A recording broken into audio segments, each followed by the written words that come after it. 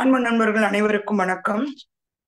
இப்ப நம்ம உடம்புல இருக்கிற சக்கரத்துக்கும் கூட அந்த ஆன்மா நிலைகளுக்கு கூட சம்பந்தம் இருக்கு அப்படின்னு சொல்றாங்க. அந்த குழந்தை ஆன்மாங்கிறது மூலாதாரம், சர்வைவல் இன்ஸ்டிங்க்ட்னு சொல்லுவாங்க இல்லையா. அடுத்து சுவாதிஷ்டானம், அடுத்து ரெண்டாவது அந்த பால பருவம், அடுத்து பாத்தீங்கன்னா மணிப்பூரகம், அது ஒரு யூத். அதுக்கப்புறம் பாத்தீங்கன்னா அநாகதம், அடுத்து விசுத்தி, ஆஞ்ஞா, சகசிரம். இந்த 7 நிலைகளுக்குமே அந்த 7 நிலையில் உள்ள ஆன்மாவுக்கும் சம்பந்தம் இருக்கு. எப்பவுமே அதுலயே தான் நிக்குமா? அது கூட எனக்கு ஒரு சந்தேகம் வந்தது. நம்ம இந்த நிலைக்கு போயிட்டா திருப்பி இந்த நிலைக்கு வரமாட்டோமா? அதுலயும் கூட சில ஊசல்களையும் கொண்டு வந்துதான் அது போகும். நம்ம நேத்தையே சொன்னோம் இல்லையா, 1 இன்ச்ல இருந்து இன்னொரு இன்ச்சுக்கு உள்ள சின்ன சின்ன கோடுகள் நிறைய இருக்கு, 10. அப்ப இந்த பக்கம் சார்ந்து இருக்க வரைக்கும் இப்போ ஒரு வயசை கூட எடுத்துக்கோங்க. 50 வயசு முடிஞ்சிருச்சு, 51 வயசு வரதுக்குள்ள 1 வருஷம் கேப் இருக்கு இல்லையா. நம்ம 50 வயசு முடிஞ்ச உடனே 51ன்னு சொல்றது இல்ல. ஆனா ஒரு 8 மாசம் 9 மாசம் கிட்ட வரப்போகுதுன்னா, ஆமாப்பா எனக்கு ஒரு 51 ஆக போகுதுன்றோம். அந்த நிலைகள் கூட அது டிராவல் பண்ற இதை வச்சு அதுவே அந்த நிலைகளை கடந்து போய்கிட்டு இருக்கோம். அப்ப நம்ம இங்க என்னதான் பண்ணிக்கிட்டு இருக்கோம் அப்படின்னா, அந்த நிலைகளை அனுபவிக்கும் போது அது சுய சுதந்திரம்னு ஒண்ணு ஆன்மா உபயோகிக்குது இல்லைங்களா. ஏன்னா இங்க வரும்போது அது மறந்துரு. என்னதான் பிளான் பண்ணிட்டு வந்தாலும், பிளான் படி இங்க நடந்தாலும், அந்த மறதி இருக்கிறதுனால மட்டும்தான் நமக்கு எல்லாமே ஏதோ ஒரு சேலஞ்ச் மாதிரி தோணுது. ஆனா அந்த மறதி தான் அது உண்மையான சேலஞ்ச். இப்ப நீங்க எல்லாமே தெரிஞ்சுட்டு ஒரு விஷயத்த செய்யறதுக்கும் தெரியாம கிளீன் ஸ்லேட்டா செய்யும் போது அந்த சாகசத்தை தான் அது விரும்புது. அதனாலதான் அந்த மறதி கூட அதுவே அதுவே ஏற்படுத்தி கொண்டதுதான். அப்ப அந்த மறதி இப்படி ஃபுல் மறதினா எப்படிப்பா நான் பரீட்சை கூட எழுத முடியாது, நான் படிச்சதெல்லாம் மறந்து போச்சுன்னா எப்படி நான் பரீட்சை எழுதுறது? அங்கதான் அந்த ஃப்ரீ வில், அந்த ஆன்மாவோட இயல்பு சுய சுதந்திரத்தை அது தேர்ந்தெடுக்குது.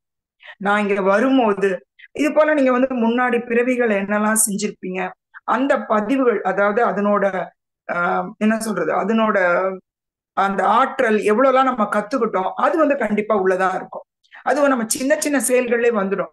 சில பேர் சொல்லுவாங்க, இவனுக்கு இப்பதான் சொல்லிக் கொடுக்க ஆரம்பிச்சு அவனுக்கு கடகடன்னு புரிஞ்சிருச்சு அப்படின்னு. அது ஏற்கனவே நம்ம பதிவுகள்ல இருக்கிறது நமக்கு புரியலன்னா கூட அது கண்டிப்பா வந்துடும். இப்ப நம்ம தியானம் பண்ணும் போதே சொல்றோம், தியானத்துக்கு வந்தவங்க எல்லாம் பாத்தீங்கன்னா எத்தனையோ பிறவிகளை கடந்து இந்த நிலைகளை கடந்து வர்றதுனாலதான் சில பேர்ட்ட தியானம் சொன்னா அவங்க காதுல கூட போகல. அவங்க கொஞ்ச நாள் செஞ்சு பார்த்துட்டு போயிடுறாங்க. அது கூட பெரிய தப்பு இல்லை. அவங்க எந்த நிலையில இருக்காங்க நமக்கு தெரியாது. இந்த தியானம் செய்யறவங்களுக்கு அது ரொம்ப ஈஸியா போயிடும். அதுல வருஷம்லாம் இல்லை, 20 வருஷம் செஞ்சேன் இல்ல நான் 10 மாசம் தான் செஞ்சேன்ற கணக்கு கூட இல்லை. அதுக்குதான் காலமற்றதாச்சுல. அப்ப அந்த பதிவுகள் மூலமா நம்ம ஈஸியா போகலாம். திருப்பி திருப்பி நான் மறந்துட்டு இங்க வரணும்னா, போன ஜென்மத்துல நீங்க எது வரைக்கும் விட்டீங்களோ அதை அங்கிருந்து கூட தொடர்ச்சியா எடுத்துக்கும். சில சமயம் தொடர்ச்சி இல்லாம எடுத்துக்கும் வேற ஒரு அனுபவங்களுக்காக. ஆனா இருந்தாலுமே நமக்கு அந்த பல பிறவிகளை கிடைச்ச ஞானம் நம்மளை கைவிட்டு போறதில்லை. என் பொண்ணு கூட ஒரு தடவை ஒண்ணு சொன்னா, ஒரு டாக்டர் அவ சொன்னா, இந்த ரத்தங்கள், நான் கேட்டேன், இந்த ரத்த செல்லெல்லாம் தன்னை புதுப்பிச்சுக்குது. ஒரு 3 மாசம் 6 மாசத்துல மொத்த ரத்த செல்களும் புதுப்பிக்கப்படுது. அப்பனா ரத்தத்துல வர்ற வியாதிகள் ஏன் போகிறது இல்ல? இப்ப ரத்தம் மூலமா வர்ற ஒரு கேன்சரா இருக்கட்டும், மொத்த ரத்தமும் புதுப்பிக்கப்படும் போது ஏன் அந்த கேன்சர் வியாதி போயிட வேண்டியது தானே? அதுதான் புதுசா ரத்தம் வந்துருச்சே. ஒரு பிரஷர், ஒரு சுகர் எல்லாம் ரத்தத்துலதான் இருக்கு. இப்ப இந்த ரத்தத்துல இருக்க சுகரோ பிரஷரோ ஒவ்வொரு வருஷமும் மனுஷன் ரத்தத்தை புதுப்பிச்சுட்டே இருக்கான். அதுவும் ரத்த தானம் எல்லாம் பண்ணா 3 மாசம் 4 மாசத்துக்குள்ள மொத்த ரத்தமும் புதுப்பிக்கப்படுது. அப்ப கூட ஏன் அந்த வியாதிகள் இருக்கு அந்த ரத்தத்துல அப்படின்னு ஒரு கேட்டேன். அப்ப அவ சொன்னா, எவ்வளவு புதுப்பிச்சாலும் தன்னோட பதிவுகளோட தான் அது புதுப்பிக்கப்படுது. உள்ள இருக்கிறது நம்ம நேத்தே சொன்னாலே ஒவ்வொரு செல்லும் ஒரு தனித்துவம் மாறி அது கூட நமக்கு ஒரு விஷயத்த தான் சொல்லுது. அப்ப நம்ம புது புது பிறவிகள் எடுத்தாலுமே அந்த பதிவுகள் நமக்குள்ள இருக்கும். அதனால நம்ம அதுக்கு பயப்படலாம் தேவையில்லை. நான் திருப்பி திருப்பி அழிச்சிட்டு முதல்ல இருந்து புரட்டா சொல்லி மாதிரி மொத்தத்துல முதல்ல இருந்து ஆரம்பிக்கணும்லாம் ஒண்ணும் அவசியம் கிடையாது. அந்த பதிவுகள் இருக்கும். ஆனா அதுலயே இன்னும் என்ன நம்ம அனுபவத்துக்காக வந்திருக்கோம், இந்த அனுபவங்களை முடிச்சிட்டோமா, அடுத்த எந்த சாகசத்துக்காக வந்திருக்கோம் அப்படிங்கிற ஒரு எண்ணங்கள்ல இருந்தோம்னா நமக்கு இங்க துன்பமே இல்லை. அததான் அந்த புத்தர் புரிஞ்சுக்கிட்டாரு. அது அதிருப்தியில தான் இருக்கு, அதுக்காக தான் மீண்டும் மீண்டும் வருது. அப்ப எல்லையற்ற ஆன்மா போகும்போது ஒருவேளை இந்த எர்த்துன்றதை விட்டுட்டு அடுத்த ஒரு இதுக்கு போகலாம், அது கோ கிரியேட்டரா ஆகலாம். இன்னும் எத்தனையோ வேலைகள் இருக்கு, அதுக்கு எண்டே இல்லை. எண்டே இல்லை தானே வேணுங்கிறீங்க. இரவா பெருநிலைனா என்ன? இறப்பே இருக்கக்கூடாது, முடிவே இருக்கக்கூடாது. இறப்புனா ஒரு முடிவு, அது முடிவே இல்லாத நிலையில தான் இருக்கு. அப்படின்னு நம்ம புரிஞ்சுக்கும் போது நமக்கு தானே அது ஆனந்தம். அப்ப ஐயோ என்னப்பா இது ஒண்ணுமே எண்டே கிடையாதுன்னா, எண்டே இல்லாம இருக்கதான் நம்ம விரும்புறோம். அப்ப அந்த எண்டே இல்லாதது இருக்குன்னு தெரிஞ்சுக்கும் போது நம்ம ஆனந்தத்தை தான் நம்ம தெரிஞ்சுக்கணும். இப்ப பாத்தீங்கன்னா ஒவ்வொரு ஆன்மாவும் யூனிக்ன்னு சொன்னோம். இப்ப ஒரு ஆன்மா அங்க முடிவு எடுக்குது. அது ஒரு சுயசுதந்திரத்துல ஒரு முடிவு எடுக்குதுன்னா, மற்றொரு ஆன்மாவுக்கும் அதுக்கும் சம்பந்தமே கிடையாது. இப்ப நீ மேல திட்டம் போடும்போது அவங்க கூட சேர்ந்து திட்டம் எல்லாம் போட்டுட்டு வந்திருக்கலாம். ஒரு குழு ஆன்மாவா அங்க நம்ம செயல்படுவோம். இங்க வந்த பிறகு அது தனித்துவ ஆன்மா ஆன பிறகு தன்னோட சுயசுதந்திரத்துல அது செயல்படுதுன்னா, அதுல தலையிட நமக்கு உரிமை கிடையாது. அதுதான் நம்ம இங்க வரும்போது அடிக்கடி சொல்லுவாங்க. No interference, no judgement, no expectation, only acceptance. எல்லாத்தையும் ஒன்னையுமே நீ ஏத்துக்கோங்க, அடுத்தவங்களையும் ஏத்துக்கோங்க. அப்ப நமக்கு இந்த பிரச்சனையே நமக்கு தோண போறது கிடையாது. இந்த பயணம் எப்பயுமே அப்படியே ஸ்மூத்தா முன்னாடியே போய்கிட்டு இருக்குமா? எனக்கு ஒரு டைம் தோணும். ட்ரெயின்ல முன்னாடி கம்பார்ட்மெண்ட்ல இருக்கவங்க முதல்ல அந்த சீனரியை பார்த்துருவாங்க. பின்னாடி கம்பார்ட்மெண்ட்ல இருக்கவங்க கொஞ்சம் லேட்டா பார்ப்பாங்க. அத போலதான் நம்ம ஆன்மீக பயணம் போல. ஒருவேளை முன்னாடி போனவங்க அங்க அந்த இதை பார்த்துட்டு போயிடுறாங்க. பின்னாடி போறவங்க கொஞ்சம் லேட்டா பார்க்க போறாங்க. அவ்வளவுதானே வித்தியாசம்னு நினைச்சேன். ஆனா ஒரு வகையில பார்த்தா அது கூட தவறுதானோன்னு அப்புறம் தோணுச்சு. ஏன்னா ஒவ்வொருத்தரும் முன்னாடி ஒருத்தர் பின்னாடி ஒருத்தர் நினைக்க வேண்டிய அவசியமே இல்லாத பயணம் நம்ம ஆன்மீக பயணம். ஓஷோ சொல்லுவாரு, ஒரு சின்ன கல்ல கூட ஒரே போல படைக்கல. நீங்க உலகத்துல தேடி மில்லியன் டைம் கூட தேடிக்கோங்க. ஒரே போல கல், அந்த ஒரு உள்ள இருக்கிற அந்த வடிவம் ஒரே போல ஒண்ண நம்மளால செயற்கையா தான் உருவாக்க முடியும். இயற்கை உருவாக்குறதே இல்லை. ஒரு கல்ல கூட யூனிக்கா உருவாக்குற ஒரு சக்திக்கு, அந்த பிரம்மத்துக்கு ஒரே போல ஆளை உருவாக்குமா? அப்ப ஒரே போல ஆட்கள் இல்ல, ஒரே போல அந்த ஆன்மா நிலை இல்லைன்னா அந்த பயணம் மட்டும் எப்படி ஒரே போல இருக்கும்? அவங்களுக்கு ஒரு பயணம், சேரும் இடம் ஒன்னா இருந்தாலும் அந்த பயணத்துல அவங்க தனியா தான் டிராவல் பண்றாங்க. அப்ப என் முன்னாடி யாருப்பா ஸ்பீடா போயிட்டா, என் பின்னாடி யாராவது ஸ்லோவா வராங்களா அப்படிங்கிற பார்க்க வேண்டிய நேரமே நமக்கு இல்லை. ஏன்னா ட்ராக்ல நம்ம மட்டும்தான் இருக்கோம். நம்ம யூனிக் தான். நம்ம கைரேகை பத்தி நமக்கு தெரியும். உலகத்துல நம்ம ப்ரூவ் பண்ணக்கூடியது. உலகத்துல யாருக்குமே அந்த கைரேகை கிடைக்கல. சில சமயம் பல்லோட இது சொல்றாங்க, கண்ணோட கருவழி சொல்றாங்க. அதுக்கப்புறம் எத்தனை மில்லியன் பேர் வந்தாலுமே அவங்களுக்கு இல்லை. அப்படி இருக்கும்போது நம்மளோட ஆன்மா இயல்பு மட்டும் யூனிக்கா இல்லாம எப்படி ஒரு ஒரு மொத்தமா இருக்க முடியும்? அப்ப நம்ம யாரோட இதுலயும் தலையிடாம இருக்கிறது எவ்வளவு ஒரு அத நம்ம இதுல நமக்கு நம்மள யாரும் தலையிடுறது பிடிக்காது. ஆனா நம்ம தலையிடுறதுக்கு ரெடியா இருக்கும். அதையும் நம்ம புரிஞ்சுக்கிட்டோம்னா இன்னும் கொஞ்சம் நம்ம இந்த பயணமும் ரொம்ப அழகா நம்ம என்ஜாய் பண்ணக்கூடியதா இருக்கும். இது ஸ்லோ அண்ட் ஸ்டெடி தான். நிதானமான பயணம், அதுல ஒரு கவனமான பயணம், அப்ப நிலைப்பாடுதலோட ஒரு பயணம் நமக்கு கிடைக்குது. இதுக்கு நமக்கு கையில கிடைச்சிருக்க அந்த ஒரு கருவிகள்னு பாத்தீங்கன்னா மௌனம். மௌனத்துல நிறைய புரியும். மௌனமா இருக்கணும். தியானம் பண்ணாதவங்க கூட வெறும் மௌன விரதம் இருந்தா அவங்க கிட்ட ஒரு மாற்றத்தை நீங்க பார்க்கலாம். மௌனத்துக்கு அப்புறம் தான் தியானம். தியானம் பண்ணும்போது அந்த 1 மணி நேரம் தான் நம்ம அந்த மௌனத்தை கடைப்பிடிக்கிறோம். அப்பயும் கூட பாத்தீங்கன்னா மைண்ட் சேட்டர் அவ்வளவு இருக்கு. அந்த மனதோட எண்ணங்களோட அலைகளை நம்மளால குறைக்க முடியல. அப்படி இருக்கும்போது மௌனம் ரொம்ப முக்கியம். அந்த மௌனம், தியானம், கேட்டல், வாசித்தல்.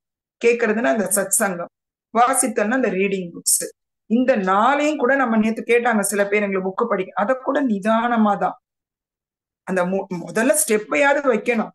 எல்லாரும் காதுல தியானத்துல இவ்வளவு கிடைச்சுதா, அப்படி கிடைச்சுதா, அதுக்கு என்ன ப்ரூஃப் அப்படின்னு கேட்டுட்டு போயிடுறாங்க. காலே வைக்காம ப்ரூஃப் எப்படி கேட்க முடியும்? புத்தகங்கள் வாசித்தல் கூட அப்படிதான். புத்தகங்கள் வாசிக்கும் போது அது மூலமா அந்த மாஸ்டர் கிட்ட நம்ம கூட கனெக்ஷன் வருதுன்னு சில பேர் சொல்றதை கேட்டிருப்போம். ஆனா எனக்கு ஒண்ணும் வரலையே அப்படின்னா, எடுத்த உடனே எதுவுமே அவசர அவசரம். அதான் பிறவிகளே நிதானம் போது எதுக்கு எல்லாத்துலயும் அவசரம்? எவ்வளவு முடியுதோ அவ்வளோ மெது மெதுவா அதை படிக்கும் போது அந்த மாற்றத்தை உங்களால உணர முடியும். இந்த 4 உபகரணங்கள் மாதிரி வச்சுக்கலாம், டூல்ஸ். இதை வச்சிருந்தோம்னா நம்மளோட பயணம் இன்னும் கொஞ்சம் நமக்கு ஒரு என்ன சொல்றது சுக பயணமா இருக்கலாம். இந்த பூமியில தான் வாழ்ற இந்த வாழ்க்கை எல்லாத்தையும் அது என்ன சொல்றது ஒரு ஆராயும் பண்ணுது, ஆராய்ச்சி நம்மளே பண்றோம். ஒரு முந்த நாள் நடந்தது, இல்ல போன வருஷம் நடந்தது, அதை திருப்பி நம்ம யோசித்து பார்ப்போம். இது நம்ம கரெக்டா தான் பண்ணிருப்போமா, நேத்து நம்ம இப்படி பேசுனது கரெக்டா அப்படின்னு நமக்குள்ள நம்ம ஒரு ஆலோசனை பண்ணி ஒரு ஆராய்வு பண்றோம் இல்லையா? எக்ஸ்பெரிமெண்ட் பண்ணதை அதை நம்ம திருப்பி அந்த போஸ்ட்மார்ட்டம் மாதிரி அதை பாக்குறோம், நம்ம பண்ணது கரெக்டா இல்லையா? ஆன்மாவுக்கும் அந்த இயல்பு உண்டு. அது இங்க பண்றது இல்ல. அது எழுதிட்டு வாங்கிட்டு வந்து இங்க முடிஞ்சு திருப்பி அந்த மேல் உலகம், அந்த காரண உலகத்துக்கு போகும்போது கண்டிப்பா அங்க எல்லாத்தையும் வந்து அது மொத்தம் நம்ம வாழ்ந்த பிறவிய ஆராய்ச்சி பண்ணோம். ஏன்னா ஒவ்வொரு பிறவிலையும் கிடைக்கிற அனுபவங்கள் அதற்கு ஒரு ஆனந்தம் மட்டும் இல்ல, அந்த அனுபவங்களே அதை வந்து மேல் அதனோட அடுத்த நிலைக்கு கொண்டு போறதுக்கான சாதனம் இல்லையா? அப்ப அது ஃபுல்லா சினிமா மாதிரி எல்லாத்தையும் போட்டு பார்த்துட்டு இந்தந்த அனுபவங்களை நான் கத்துட்டு வந்திருக்கேனா, நான் இங்க கொண்டு போனேன் இதெல்லாம் நான் செய்யணும்னு எடுத்துட்டு போனேனே இதெல்லாம் நான் செஞ்சு முடிச்சிட்டேனா அப்படின்னும் போது எனக்கு தோணுச்சு, ஆஹா நான் செஞ்சுட்டேன், அப்போ ஆத்தா நான் பாஸ் ஆயிட்டேன் அப்படின்னு சொல்லுமோ. அடுத்து நம்ம செய்யலைன்னா, அடடா சிக்ஸர் அடிக்கணும்னு நினைச்சேனே டக் அடிச்சுட்டு வந்துட்டேனோ அப்படின்னு நினைக்குமோ அப்படின்னு அந்த விளையாட்டு அந்த தன்மையினால எனக்கு தோணுதை நான் சொல்றேன். அந்த மாதிரி அங்க போய் தன்னோட இதெல்லாம் அதை செக் பண்ணிட்டு திருப்பி மறுபிறவிக்கு உடனே தயாராயிடுது. ஏன்னா அந்த பிறவின்றதே அதுக்கு சாகசம் தான் இல்லையா? திருப்பி எந்தெந்த இதை வந்து மாற்றி அமைக்கலாம், எதெல்லாம் நம்ம வந்து திருப்பி நம்ம எதை கத்துக்காம விட்டுட்டோம், எதெல்லாம் கத்துக்கிட்டோம் அப்படிங்கிற ஏத்த மாதிரி, இல்ல ஏதாவது கர்ம வினைகளை நம்ம கொண்டு வந்திருக்கோமா, அதை நம்ம எப்படி தீர்க்கிறது. கர்ம வினைனா நேத்தே சொன்ன அதுவே கூட ஒரு இதுதான்ட்டு அந்த கேமுக்குள்ள நுழையறதுக்கான ஒரு டிக்கெட்டே அந்த கர்மங்களா தான் இருக்கு. அந்த கர்மங்கள் இருந்தாதான் அந்த வினையை தீர்க்க நம்ம உள்ளேயே வர முடியுது. இதுல ஒரு அழகா ஒண்ணு சொல்லியிருக்காரு அந்த பதிவுகள்ல, நீ இந்த பந்தயம் எனக்கு வேண்டாம்ப்பா, இங்க என்னாலலாம் முடியாது, இது என்ன ஒரே இப்படி வரணும் அப்படி போகணும், இது எதுக்கு எனக்கு தேவையா அப்படின்னு நீ பந்தயத்துல இருந்து விலகுனாலும் நீ இந்த பந்தயத்துக்குள்ளதான் இருக்க. என்ன சொல்லுவாங்க, ஓடவும் முடியாது ஒழியவும் முடியாதுன்னு ஒரு கேம் ஷோ. அந்த மாதிரி இந்த பந்தயத்துல இருந்து நீங்க விலகி எல்லாம் போக முடியாது, உள்ளதான் இருக்க போறீங்க. ஆனா அது நீங்க அந்த மாதிரி விலகணும்ன்ற எண்ணம் வரும்போது இன்னும் கொஞ்சம் நிதானமா தான் போக முடியும். யாரும் இதுல இருந்து விலக முடியாது. எல்லா கேமையும் எல்லாரும் ஆடிதான் ஆகணும். நீ கீழே விழுந்து எந்திரிச்சாலும் அடுத்த தடவை அடுத்த இதுல நீ ஆடிதான் ஆகணும் அப்படிங்கிற மாதிரி இருக்கும்போது நம்ம கூட நம்ம வந்து இது பண்ணிக்கலாம்னு நினைக்கிறேன். அப்பா இவ்வளவுதான் தெரிஞ்சு போச்சு, கேம்னு தெரிஞ்சிருச்சு, விளையாடிதான் ஆகணும்னு ரூலும் தெரிஞ்சிருச்சு. அப்ப நம்ம என்ன பண்ணலாம் அத? நான் பேய் படம் வந்தா கூட நினைப்பேன், ஏன் இந்த பேய் சாகடிக்குதான் போகுதுன்னா ஏன் ஓடிக்கிட்டே இருக்காங்க, ஓடி ஓடி அழுது அப்படியே கதறி அப்படியே ரொம்ப வேர்த்து விட்டு அப்பயும் அவங்க கடைசியில இறந்து போற மாதிரி இருக்காது, பேசாம தைரியமா நின்று அதை எதிர்கொண்டு இருக்கலாமே அப்படின்னு தோணும். அந்த மாதிரி நம்ம வந்து அந்த நின்னு பாக்குற நிலைமைக்கு வரணும். ஓட வேண்டாம். இது அந்த வாழ்க்கையை விட்டு ஓடுறதுக்காக நம்ம இங்க வரவே இல்லை. அப்ப இந்த வாழ்க்கையில என்ன இருக்கு அப்படிங்கறத நம்ம ஒரு சாட்சி பாவத்துல அதைத்தான் நம்ம அடிக்கடி சொல்றோம். தியானம் கூட பாத்தீங்கன்னா சாட்சி தான். உங்க மூச்சை கவனிங்க, கவனிக்கதான் சொல்றாங்க, மூச்சோட டிராவல் பண்ணுங்கன்னு சொல்லல. மூச்சோட இணையறது கூட நம்ம வேண்டியதில்லை, மூச்சை கவனிக்கணும். கவனிக்கணும்னு என்ன, நீங்க வெளியில இருந்து கவனிக்கணும். வெளியில இருந்து கவனிக்கும் போது அந்த ஆற்றல் உள்ள வர்றதை நம்மளால அதிகமா உணரவும் முடியும். வாழ்க்கையில உள்ள ஒரு ஒரு உணர்வுகளையும் நம்ம அப்படி கவனிக்கலாம். இப்ப நம்ம ஒரு பேச்சுக்கு சொல்றேன், ஒரு குழந்தை இருக்கு, அத வந்து வேணும்ட்டே கோவமா கத்துற மாதிரி நீங்க ஒரு நடிப்புல சொல்லுங்க.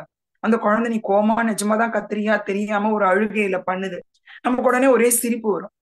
பாரு நம்ம கோவமா ஆக்ட் பண்ணோம், அந்த குழந்தை வந்து அழுகுது நிஜமாவே நினைச்சுக்கிட்டேன்னு. நீங்க கோவமா ஆக்ட் பண்ணுங்க அப்படி அந்த நடிப்புல இருக்கும்போது, அதாவது கோவத்தை நீங்க வந்து ஒரு விளையாட்டா ஒரு நடிப்பா நீங்க செய்யும் போது உங்க உடல்ல எந்த அதிர்வுமே இருக்காது. அந்த கோபத்துக்கு உண்டான எந்த பாதிப்புமே நம்ம உடம்புலயும் இருக்காது, மனசுலயும் இருக்காது, உணர்வுகளையும் இருக்காது.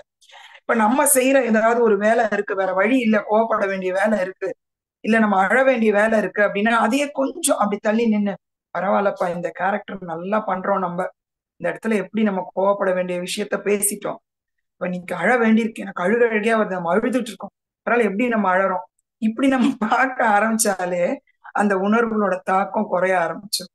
அங்கதான் நம்ம வெறும் ரெஸ்பான்ஸோட இருப்போம், ரியாக்ஷன் இல்லாம போயிடும். புத்தரை பத்தி ஒண்ணு சொல்லுவாங்க இல்லையா, புத்தர் வந்து ஒரு கிராமத்து வழியா நடந்து போகும்போது அவருக்கு நிறைய என்ன சொல்றது, அவரை வந்து அவதூறா எல்லாம் பேசும்போது அவர் சொல்வார், நீ கொஞ்சம் 10 வருஷம் லேட்டா வந்துட்டப்பா, இந்த அவதூறெல்லாம் கேட்டு ரியாக்ஷன் கொடுக்குற ஆளு போய் 10 வருஷம் ஆயிடுச்சு, நீ கொஞ்சம் லேட்டா வந்துட்ட, இப்ப அதற்கான ரியாக்ஷன் என்கிட்ட இல்ல அப்படிம்பார். ஏன்னா அவர் வந்து எல்லாமே வெளியில இருந்து பார்க்க அந்த உணர்வு நிலைக்கு போனதுனாலதான் புத்த நிலை. புத்தர்ன்றது ஒரு ஆள் இல்ல, அது ஒரு புத்த நிலை மாதிரிதான். அந்த மாதிரி நம்மளுமே நம்ம உணர்வுகளையும் நம்மளோட வாழ்க்கையுமே ஒரு சின்ன ஒரு கேப், ஒரு தாமரையில தண்ணி மாதிரி. தாமரை வெளியில இருந்தா வாடி போயிடும், கண்டிப்பா அந்த சகதியில இருந்துதான் ஆகணும். ஆனா அங்க இருந்தாலும் சகதியோட ஒட்டாம இருக்கு. அந்த மாதிரி இந்த வாழ்க்கையை நம்ம வாழ்ந்துதான் ஆகணும். சகதின்னு சொல்ல வரல, அதுக்கான தேவை இருக்கு. நம்ம அதுல வாழ்ந்துதான் ஆகும்போது அந்த ஒட்டாத நிலையில இருந்து பார்க்கும்போது நம்ம தாமரை மாதிரி மலரலாம். அதனாலதான் சகஸ்ராவே என்ன சொல்றாங்க, 1000 இதழ் கொண்ட தாமரைன்றாங்க. தாமரைக்குள்ள அந்த குணத்தை தான் அது வெளிப்படுத்துதோன்னு தோணுச்சு. இன்னைக்கு இந்த ஆன்மா இயல்புகளை பத்தி உங்க கூட பகிர்ந்து கொள்ள வாய்ப்பு கொடுத்த பிஎஸ்பி சேனலுக்கு மிகவும் நன்றி மாஸ்டர்.